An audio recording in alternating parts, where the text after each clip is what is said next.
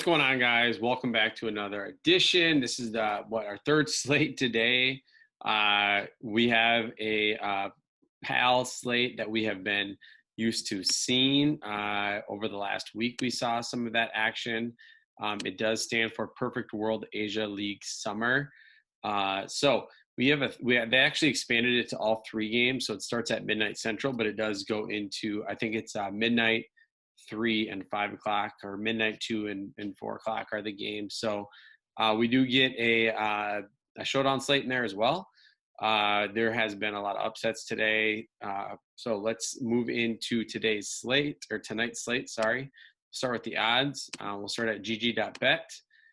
Thank you to everybody who's supporting the CSGO content by subscribing to our channel, following me on Twitter, giving likes and comments. It's greatly appreciated. We do have Lucid Dream against Bren, two teams that we have seen on the slates recently, coming in pretty tight odds here, basically a pick 'em. Tai Lu coming in as the biggest favorite at minus 667 against Divine Vendetta, and Tiger coming in as about minus 300 against D13. So let's get into our slate, and let's look at our first matchup. We'll look at both sides of this one with Lucid Dream and Ben. Lucid Dream has been a team that has been on the slates. I don't think they were a favorite on any of the slates because I don't really remember targeting them too much in cash, but I do know PTC is their best player, or has been in the past. It looks like 7, 8, 9. Not really sure, or sorry, 7, 8, 9. Not really sure why he's priced so high. His stats are not very good. So I would definitely look. Their whole team isn't very good, honestly. PTC is definitely your main target from Lucid Dream. And then I think you could start mixing in maybe John Olsen or Fox, but I'm just not really liking this side. I do like the Bren side a little bit more. Papachulo has been their best player with the 0.73 kills per round, 0.65 deaths per round, which is a nice split there. Wits has also been pretty good. Yeah, 0.68, 0.66 kills per round, or 6.66 deaths per round. Pro has been pretty far in the negative here. Derek has also looked really good with 0.72 kills per round. So Derek and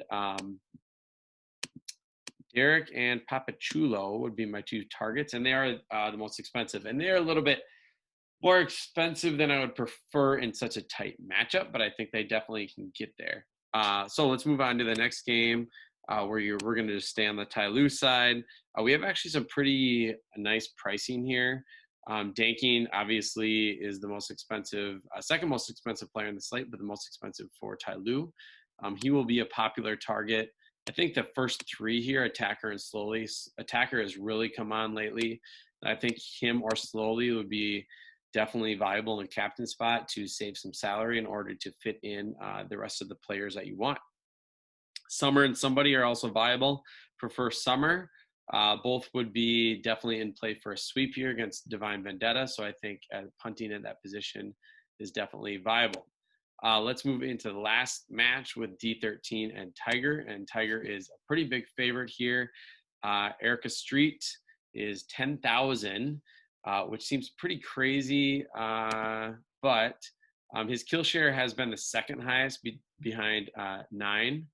And if we look closer at like where most people are just looking, you're going to see the 0.79 kills per round in the last 3 months and the 0.64 deaths per round. And even if we look at him more as a complete player here, let's just take a little bit closer look. In the last 3 months of 1.23 kill to death ratio. So let's move this out to the last 12 months and see if he's just on a little heater. 1.16. So he's definitely playing better recently. And then let's go to the last month where that is a 1.32. So he's definitely played really well recently.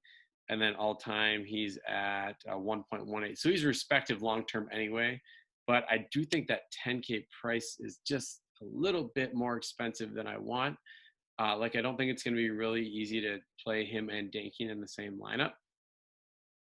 But I think there's other cheaper options, like someone like 9, who's one of my favorite plays of the slate for the price. And then we have Dabu and Cabal. Dabu also sporting a really nice kill to death ratio. And if we look at him in the last 3 months, let's see how he fares here. So we have in the last 3 months, we have Dabu, 0.72 kill per round, 0.67 deaths per round, which is a nice ratio. Cabal, whoops, sorry about that. Cabal is also 0.69, 0.63. So he's very much in play too. NCL is just the one that we're going to want to fade here. If you are doing a 3-3 stack between these two teams, I would fade NCL. Try to use 3 of the top 4 here. Try to use in the Tyloo. Try to use, again, 3 of the top 4, but I prefer the top 3 a little bit more than the top 3 for Tiger. On D13, a team that we've seen on this slate, Score is one of their best players. Annihilation has been really good, but and Rate's viable. I think if you take a stand in GPP, you can definitely stack D13. So I think the 3-3 stack will be popular per usual.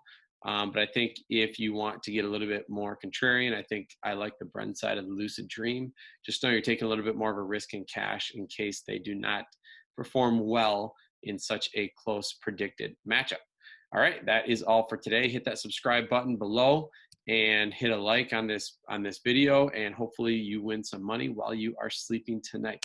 All right,